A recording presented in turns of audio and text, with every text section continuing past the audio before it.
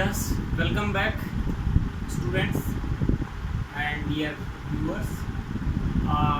Next हम बात करते हैं विटामिन B2 राइबोफ्लेविन की।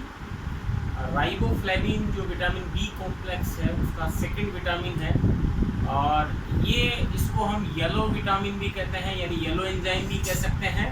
और ये बेसिकली जो है इसको वारबर्ग और क्रिश्चियन साइंटिस्ट ने डिस्कवर किया। कोहने ने इसको आइसोलेट किया सबसे पहले, और ये एक एंजाइम ऐसा है कि ये कोएंजाइम के रूप में कार्य करता है और इसको ये एक प्रकार का फ्लेविन होता है। आइसोएलेक्साजीन और राइबिटोल ये दो स्ट्रक्चर से मिलके बना होता है। यानी हम इसके स्ट्रक्चर को देखें, रासायनिक संरचना को देखें तो इसमें 6-7 डाई मैथिल, ये दो मैथिल समूह जुड़े हुए हैं और ये जो स्ट्रक्चर है ये है आइसोएलेक्साजीन, इससे ये जुड़े हुए हैं और ये कहलाता है 5 कार्बन की श्रृंखला है। ये है राइबोटोल 1 2 3 4 5।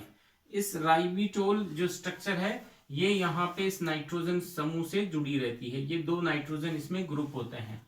तो इसमें एक्चुअली होता क्या है कि ये इसको हम बोलते हैं राइबोफ्लेविन, और ये राइबोफ्लेविन कन्वर्ट हो जाता है, एंजाइम होते हैं फ्लेविनेज की प्रेजेंस में। इसमें एटीपी है वो टूटती है, एडीपी जुड़ती है और ये कन्वर्ट हो जाता है एफएमएन, फ्लेविन मोनोन्यूक्लियोटाइड में। एफएमएन में क्या होता है, ये जो स्ट्रक्चर सेम होती है और इसकी जगह पे यहाँ पे फोस्फेट जो ग्रुप होता है वो फोस्फेट ग्रुप है वो जुड़ जाता है। यहाँ पे फोस्फेट ग्रुप एटीपी से एक फोस्फेट आकर के इसके साथ जुड़ जाता है, तो ये यहाँ पे बॉन्ड बन जाता है, H2O निकल जाता है। तो मैं इसको इस प्रकार से लिख सकता हूँ और ये वाला बॉन्ड, तो ये कहलाता है, ये स्ट्रक्चर वापस बन जाती है एफएमएन। ये पूरी की पूरी स्ट्रक्चर फ्लेविन मोनोन्यूक्लियोटाइड। तो फ्लेविन मोनोन्यूक्लियोटाइड और फ्लेविन एडेनिन डाई न्यूक्लियोटाइड यानी एफएडी, ये दोनों के दोनों एक प्रकार के कोएंजाइम हैं। और ये कोएंजाइम जो कार्बोहाइड्रेट मेटाबॉलिज्म में जो ये क्रैब साइकिल होता है, इस क्रैब साइकिल में जो एंजाइम्स होते हैं, जो इलेक्ट्रॉन ट्रांसपोर्ट सिस्टम में जो एंजाइम है जैसे सक्सिनिक डिहाइड्रोजनेज एंजाइम, वहां जो प्रोस्थेटिक ग्रुप होता है वहां का जो कोएंजाइम है ये एफएडी होता है। इसी प्रकार एनएडीएच रिडक्टेज कोएंजाइम है, वहां पे जो ये इस प्रकार का कोएंजाइम है वो एफएमएन होता है। यानी एफएमएन जो है एक ऐसा कंपोनेंट है जो विटामिन B2 का पार्ट है, उससे बनता है कि ये हाइड्रोजन को एक्सेप्ट कर सकता है। हाइड्रोजन को एक्सेप्ट का मतलब इसमें ये दो पोजीशन खाली होती हैं, ये नाइट्रोजन और ये नाइट्रोजन। इन दोनों नाइट्रोजनों पर ये दो हाइड्रोजन जो एटम हैं उनको ग्रहण करेगा, मॉलिक्यूल लेगा, जिससे कि वो अपचयित हो जाता है। एफएमएन कन्वर्ट इनटू एफएमएनएच2, इसमें दोनों हाइड्रोजन जुड़ेंगे तो ये कहलाएगा FMNH2। और एफएडी जो है, एफएडी में क्या होता है, इसकी जगह पे ये तो प्रोटॉन, ये तो एफएमएन है ही, इसमें यदि एडेनिन न्यूक्लियोटाइड और जुड़ जाए तो उसका नाम हो जाता है FAD। जैसे कि इसको मैं बताना चाहूंगा कि एफएडी कैसे होता है। एफएडी में क्या होता है,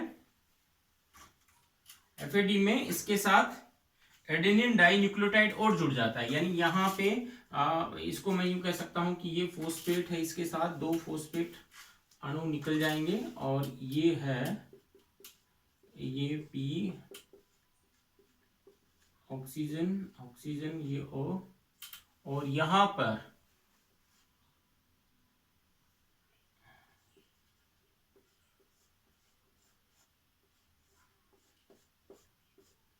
ये हो गया एडिन।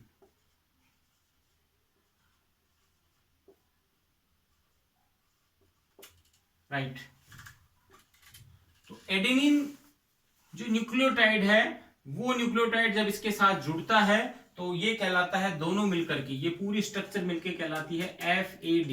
यानी ये वाला फ्लेविन और ये एडेनिन तो ये दो प्रकार के न्यूक्लियोटाइड है, ये आपस में जुड़ जाते हैं, तो ये कहलाते हैं FAD। और FAD भी सक्सिनिक डिहाइड्रोजिनेज एंजाइम, जो कि हमें पता है SDH एंजाइम होता है, माइटोकॉन्ड्रिया की इनर झिल्ली में पाया जाता है, इनर मेम्ब्रेन में पाया जाता है, और सक्सिनिक एसिड को ये कन्वर्ट करता है फ्यूमेरिक एसिड में, वहां पे 2 हाइड्रोजन FAD ग्रहण करता है और ये FADH2 में कन्वर्ट हो जाता है, फिर उसको इलेक्ट्रॉन ट्रांसपोर्ट चेन में आगे ट्रांसफर करता है। तो ये है राइबोफ्लेविन।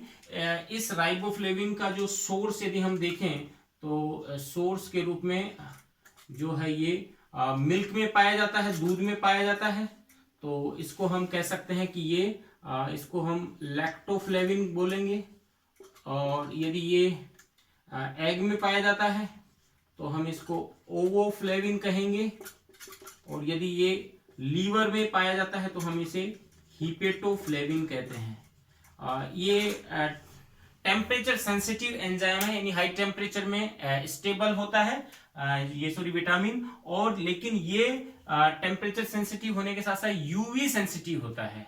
टेम्परेचर में तो स्टेबल होता है, लेकिन यूवी की प्रेजेंस में ये येलो फ्लोरिसेंस देता है, यानी ये इसमें कन्वर्जन हो जाता है और ये पीले रंग का एक फ्लोरिसेंस पैदा करता है, इसीलिए इसको येलो एंजाइम भी कहते हैं और इसका नाम राइबोफ्लेविन रखा गया है। इसको विटामिन जी भी कहते हैं, येलो एंजाइम, और यहाँ विटामिन जी, ये इसका नाम दे रखा है। तो ये है इसकी डेफिशिएंसी से कौन कौन सी डिजीज होती हैं वो बात करते हैं हम। डेफिशिएंसी से चिलोसिस डिजीज हो जाती है, ग्लोसिटिस हो जाती है, और डर्मेटाइटिस स्किन से रिलेटेड जो डिजीज हैं वो होती हैं, क्योंकि मेटाबॉलिज्म को डिसऑर्डर करता है। चिलोसिस में है जो मुंह में छाले हो जाना, घाव हो जाना, और मुंह के जो किनारे होठों के ये फट जाते हैं। ग्लोसिटिस है जो जीभ है वो पीली हो जाती है, पर्पलिश हो जाती है, स्मूथ हो जाती है। और डर्मेटाइटिस यानी स्किन है वो खुरदरी हो जाती है, फटने लग जाती है। ये जो है इसको हम विटामिन B2 राइबोफ्लेविन है, मिल्क, अंडे और जो है अनाज है, इनकी सहायता से हम इस विटामिन की कमी को पूरा कर सकते हैं। तो ये था riboflavin, vitamin B2। Thank you very much.